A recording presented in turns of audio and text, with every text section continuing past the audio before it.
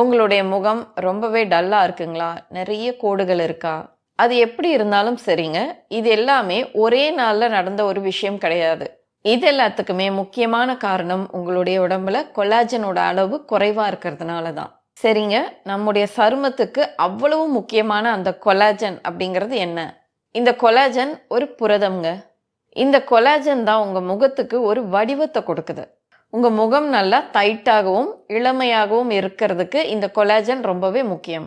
இந்த கொலாஜன் நம்முடைய உடம்புல உற்பத்தி ஆயிட்டே தாங்க இருக்கும். ஆனா 25 வயதுக்கு பின்னாடி இந்த கொலாஜன் சுரக்கிற அந்த அளவு குறைய ஆரம்பிக்குது. அப்போதுல இருந்து தான் உங்களுடைய சருமம் கொஞ்சம் தளர ஆரம்பிக்குது, சுருக்கங்கள் வர ஆரம்பிக்குது, உங்களுடைய முகத்துல இருக்கிற அந்த பொலிவு கொஞ்சம் குறைய ஆரம்பிக்கும். ஆனா அதுல ஒரு நல்ல விஷயம் என்ன இருக்கு அப்படின்னு பாத்தீங்கன்னா, உங்க உடம்பை தூண்டி இந்த கொலாஜனை உற்பத்தி செய்ய முடியும். அதுவும் ரொம்பவே இயற்கையான முறையிலங்க. சரியான உணவுகளை சாப்பிடும்போது இது சாத்தியமாகுது. அந்த முக்கியமான அந்த 7 உணவுகள் என்ன அப்படிங்கறது தெரிஞ்சுக்கணும்னா க்ளோ அப்படின்னு கமெண்ட் பண்ணுங்க.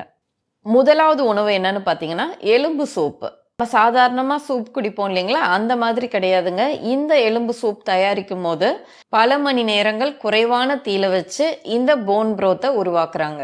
இதுக்கு நீங்க கோழியோட எலும்புகளை பயன்படுத்தலாம், அப்படி இல்லைன்னா ஆட்டோட எலும்புகளை கூட நீங்க பயன்படுத்தலாம். இப்படி தயாரிக்கப்படுற இந்த எலும்பு சூப் உங்களுடைய சருமத்திற்கும் முடிக்கும் மூட்டுகளுக்கும் ரொம்பவே முக்கியமானதா இருக்கு.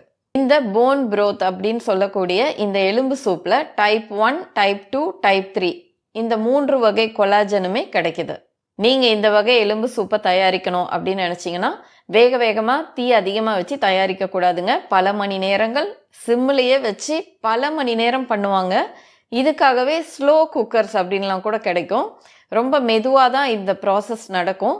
ஆனால் இதில் கிடைக்கக்கூடிய பலன்கள் ரொம்ப அதிகமாக இருக்குது. இந்த போன் ப்ரோத்தை நீங்கள் தயாரிக்கும் போது இது கூடவே சிறிதளவு ஆப்பிள் சிடார் வினிகரையும் சேர்க்கணும். இந்த வினிகரை நீங்கள் சேர்க்கும் போது அந்த எலும்புல இருக்கக்கூடிய அதிகபட்ச கொலாஜனை இந்த சூப் இழுத்துக்குது.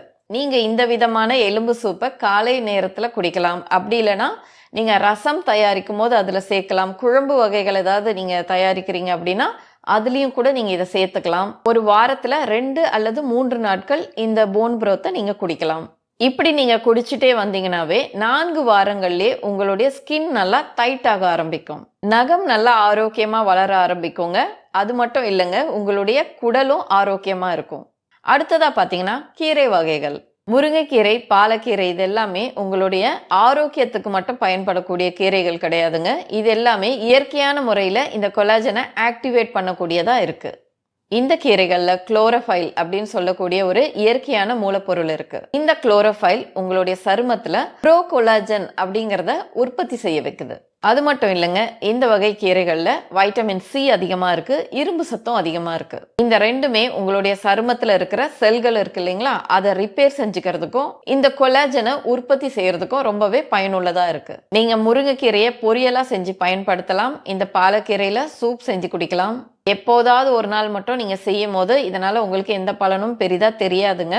ஒரு வாரத்துல 3 அல்லது 4 முறையாவது நீங்க இதை செஞ்சு சாப்பிடணும். அப்படி நீங்க சாப்பிட்டுட்டே வரும்போது உங்களுடைய சருமம் இயற்கையான முறையிலேயே நல்ல பளபளப்பாகவும் ஆகுது. ஓப்பன் போர்ஸும் ரொம்ப குறைஞ்சி உங்களுடைய ஸ்கின் நல்லா டைட் ஆகுது. மூன்றாவது இருக்கக்கூடிய உணவு மீன். மீனோட தோல் தான் இதுல ரொம்ப முக்கியமானதுங்க. நிறைய பேர் மீன் சாப்பிடுவாங்க. ஆனால் சில பேருக்கு மீன் மேலே இருக்கிற அந்த தோல் இருக்கு இல்லைங்களா, அது பிடிக்காது. அந்த தோலை எடுத்துட்டு மீன் சாப்பிடுவாங்க. அதுவும் முக்கியமாக இந்த ஐலை மீனும் காளா மீன், இது ரெண்டுத்துலேயுமே மெரைன் கொலாஜன் அப்படின்னு சொல்லக்கூடிய இந்த கொலாஜன் அதிக அளவில் இருக்குங்க. கொலாஜன்ல பல வகைகள் இருந்தாலும் இந்த மீன்களோட தோல்ல இருந்து கிடைக்கக்கூடிய இந்த மெரைன் கொலாஜனை உங்களுடைய உடம்பு அதிக அளவில் எடுத்துக்குது. அது மட்டும் இல்லைங்க, வேகமாகவும் எடுத்துக்குது. நீங்கள் மீன்களை கிரில் செஞ்சு சாப்பிடலாம். அப்படி இல்லைன்னா குறைவான அளவுல எண்ணெய் சேர்த்து அதை வறுத்து நீங்க சாப்பிடலாம். அப்படி இல்லைன்னா நீங்க குழம்பு செஞ்சு கூட சாப்பிடலாங்க. இப்படி நீங்க சாப்பிடும் போது அது சுவையா இருக்கிறது மட்டும் இல்லை, உங்க உடம்புக்கு ஒரு சக்தி வாய்ந்த கொலாஜன் பூஸ்ட் கிடைக்குது. இப்படி நீங்க இந்த மீன் வகைகளை சாப்பிடும் போது அது கூடவே கொஞ்சம் எலுமிச்சை சாறும் நீங்க கலந்து சாப்பிடுங்க. ஏன்னா எலுமிச்சையில வைட்டமின் சி இருக்கு. இதோட சேர்த்து நீங்க மீன்களை சாப்பிடும் போது அதுல இருக்கிற அதிகப்படியான கொலாஜனை உங்க உடம்பு எடுத்துக்கிறதுக்கு இந்த வைட்டமின் சி கொண்ட எலுமிச்சை பழம் உதவியா இருக்கு. அடுத்த உணவு என்னன்னு பார்த்தீங்கன்னா, நெல்லிக்காயும், கொய்யா பழமும். வைட்டமின் சி இல்லாம உங்களால இந்த கொலாஜனை உருவாக்க முடியாது. அதுவும் முக்கியமா இந்த நெல்லிக்காயிலயும், கொய்யா பழத்திலயும் இந்த வைட்டமின் சி அதிக அளவுல இருக்கு. ஒரு நாளைக்கு ஒரு நெல்லிக்காய் சாப்பிடுங்க. அப்படி இல்லைன்னா ஒரு சிறிய போல் அளவு கொய்யா பழத்தை கட் பண்ணி சாப்பிடுங்க. இது நீங்க சாப்பிட்டுட்டு வந்தீங்கன்னாவே உங்களுடைய ஸ்கின்ல நல்ல ஒரு மாற்றம் உங்களுக்கு தெரிய ஆரம்பிக்கும். கொய்யா பழத்தோட ஜூஸ் பாக்கெட்டுகள்ல கிடைக்குது. அந்த மாதிரி ஜூஸ் எல்லாம் நீங்க சாப்பிடக்கூடாது. ஏன்னா நீங்க இந்த பழத்தை அப்படியே சாப்பிடும் போதுதான் அதுல இருக்கக்கூடிய நார் சத்து, ஆன்டி ஆக்சிடென்ட்ஸ் எல்லாமே அந்த கொலாஜனை உங்க உடம்ப எடுத்துக்கிறதுக்கு ஹெல்ப்ஃபுல்லா இருக்கு. நீங்க தொடர்ந்து இப்படியே சாப்பிட்டுட்டே வந்தீங்கன்னு வச்சுக்கோங்களேன், நீங்க ஒரு டோனரை பயன்படுத்தும் போது உங்க முகம் எப்படி ஆகுதோ அதே மாதிரி ஒரு வித்தியாசத்தை நீங்க உணர்வீங்க. அடுத்த உணவு என்னன்னு பார்த்தீங்கன்னா, முட்டையோட வெள்ளைக்கரு.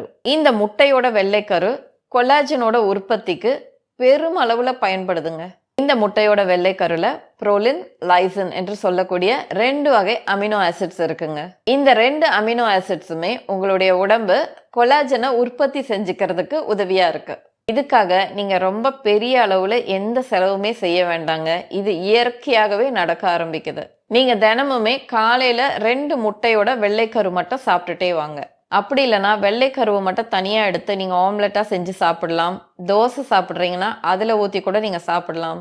சூப் ஏதாவது குடிக்கிறீங்கன்னா அதுல கூட நீங்க அதை சேர்த்து சாப்பிடலாம். சில வாரங்கள்லயே உங்களுடைய முகம் நல்லா பிரகாசமாகவும் லூஸா இருக்குன்னு வச்சுக்கோங்களேன். உங்களுடைய சருமம் அது கொஞ்சம் டைட் ஆகுது. உங்களுடைய கன்னங்கள்லயும் தாடை பகுதியிலையும் ஒரு பெரிய மாற்றம் உங்களுக்கு தெரியும். 6வதா இருக்கக்கூடிய உணவு சியா மற்றும் ஃபிளாக்ஸ் சீட்ஸ். இப்போ நான் ஏற்கனவே சொன்ன உணவுகள் எல்லாமே கொலாஜனை உற்பத்தி செய்யறதுக்கு உதவியா இருக்கு. ஆனா இந்த ஃபிளாக்ஸ் சீட்ஸும் சியா சீட்ஸும் ஏற்கனவே உற்பத்தியான அந்த கொலாஜன் இருக்கு இல்லைங்களா, அதை பாதுகாக்கிற வேலையை செய்யுது. இதை பத்தி முழுமையா தெரிஞ்சுக்கிறதுக்கு முன்னாடி சப்ஸ்கிரைப் பண்ணாம யாராவது பார்த்துட்டு இருந்தீங்கன்னா சப்ஸ்கிரைப் பண்ணிக்கோங்க. அப்பதாங்க நான் போடுற வீடியோஸ் எல்லாமே உங்களுக்கு உடனுக்குடனே வரும். ஏற்கனவே உற்பத்தி செய்யப்பட்ட இந்த கொலாஜன் உங்களுக்கு ஸ்ட்ரெஸ் ஏற்படும் போதும், மாசுபட்ட சுற்றுச்சூழல்ல நீங்க இருக்கிறீங்க, ஒரு ஆரோக்கியமற்ற லைஃப் ஸ்டைல்ல நீங்க வாழ்ந்துட்டு இருக்கீங்க அப்படின்னா இந்த கொலாஜன் எல்லாமே உடைஞ்சு போக ஆரம்பிக்குது. அப்படி ஆகாம இருக்கிறதுக்கு தான் இந்த ஃபிளாக்ஸ் சீட்ஸும் சியா சீட்ஸும் உதவியா இருக்கு. இந்த 2 விதைகளிலுமே ஒமேகா 3 ஃபேட்டி ஆசிட்ஸ் அதிக அளவுல இருக்குங்க. வைட்டமின் இ இருக்கு, ஜிங்கும் இருக்கு. இந்த ஊட்டச்சத்துக்கள் உங்களுடைய உடம்புல இந்த கொலாஜன் அழிஞ்சு போகாம பாதுகாக்குது. அது மட்டும் இல்லைங்க, உடம்புல இன்ஃப்ளமேஷன் இருந்துச்சுன்னா அதையும் இது குறைக்குது. உங்க ஸ்கின்னை ரிப்பேர் செஞ்சுக்கிறதுக்கும் இது உதவியா இருக்கு. இரவே ஊற வச்சிடுங்க 1 ஸ்பூன் அளவு சியா சீட்ஸை. அதன் பிறகு நீங்க காலையில குடிக்கலாம். அப்படி இல்லைன்னா காலை நேரத்துல நீங்க ஊற வைக்கிறீங்க அப்படின்னா அட்லீஸ்ட் ஒரு மணி நேரமாவது ஊறட்டும். அதன் பிறகு நீங்க இதை குடிங்க. ஃபிளாக்ஸ் சீட்ஸை நீங்கள் பயன்படுத்த போகிறீங்கன்னா அதை பொடிச்சு தான் நீங்கள் உபயோகப்படுத்தணும்.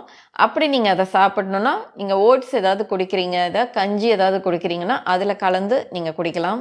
மோரில் கலந்து குடிக்கலாங்க. இல்லைனா ஏதாவது ஜூஸ், ஸ்மூத்திஸ் அந்த மாதிரி ஏதாவது நீங்கள் சாப்பிட்றீங்கன்னா அது கூட கூட நீங்கள் கலந்து குடிக்கலாம்.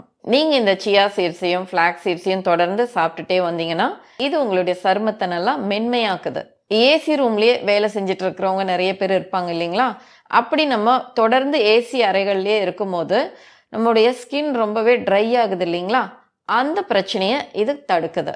7வது உணவு கற்றாழை என்று சொல்லக்கூடிய ஆலுவேரா. நிறைய பேர் ஆலுவேராவை முகத்தில் தடவுவாங்க. ஆனால் உண்மையான ஒரு மேஜிக் அப்படிங்கிறது உங்களுடைய சருமத்தில் நடக்கணும் அப்படின்னா நீங்கள் அதை சாப்பிட ஆரம்பிச்சிங்கன்னா அது ரொம்பவே சிறப்பாக நடக்கும். நீங்கள் ஃப்ரெஷ்ஷான ஆலுவேரா ஜூஸ் குடிச்சிங்கன்னா ரொம்ப ரொம்ப நல்லதுங்க. இந்த கற்றாழையை அப்படியே எடுத்துட்டு அதுக்குள்ளே இருக்கிற அந்த சதை பகுதி இருக்குது இல்லைங்களா, அதை எடுத்து அது கூடவே கொஞ்சம் மோர் கலந்துக்கோங்க. உப்பு சிறிதளவு சேர்த்துட்டு மிக்சியில் நல்லா அடிச்சிடுங்க. அதன் பிறகு நீங்கள் இதை குடிச்சிட்டே வந்தீங்கன்னா அதில் இருந்து ஆலுசின் அப்படிங்கிற ஒரு மூலப்பொருள் உங்களுடைய உடம்புக்கு கிடைக்குது. இந்த ஆலுசின் உங்களுடைய உடம்புல இந்த கொலாஜனோட உற்பத்திக்கு ரொம்பவே பயனுள்ளதாக இருக்குது. உங்களுடைய ஸ்கின் ரொம்பவே வறண்டு இருக்கு அப்படின்னா அதையும் மாத்துறதுக்கு இந்த ஆலுசின் ரொம்பவே உதவியா இருக்கு. வாரத்துல 2 அல்லது 3 முறை வெறும் வயிற்றுல குடிச்சா ரொம்பவே நல்லதுங்க. உங்களுடைய சருமம் நல்லாவே பளபளப்பாக மாறுது, நல்ல ஒரு க்ளோ கிடைக்குது. உங்களுடைய குடலுக்கும் இது ரொம்ப நல்லது. எப்பவுமே ஞாபகம் வச்சுக்கோங்க, உங்களுடைய குடல் நல்லா சுத்தமா இருந்துச்சுனாவே உங்களுடைய சருமமும் பொலிவுடன் இருக்கும். இந்த காணொளி உங்களுக்கு பிடிச்சிருந்தா இதை நீங்கள் லைக் பண்ணுங்க. ரொம்பவே டல்லான ஸ்கின்னோட கஷ்டப்பட்டுட்டு இருக்கிற உங்களுடைய நண்பர்களுக்கோ இல்லை உறவினர்களுக்கோ அன்பானவர்களுக்கோ இந்த காணொளி தேவைப்படும் அப்படின்னா அவங்களுக்கும் இதை ஷேர் பண்ணுங்க. இது போன்ற ஆரோக்கியம் குறித்த தகவல்கள் உங்களுக்கு தொடர்ந்து கிடைச்சிட்டே இருக்கணும் அப்படின்னு நினைச்சீங்கன்னா நம்ம சேனலை சப்ஸ்கிரைப் பண்ணிக்கோங்க. நீங்க எப்போதுமே ஆரோக்கியத்தோடும் தன்னம்பிக்கையோடும் வலிகள் எதுவுமே இல்லாமையும் இருக்கணும். நன்றி.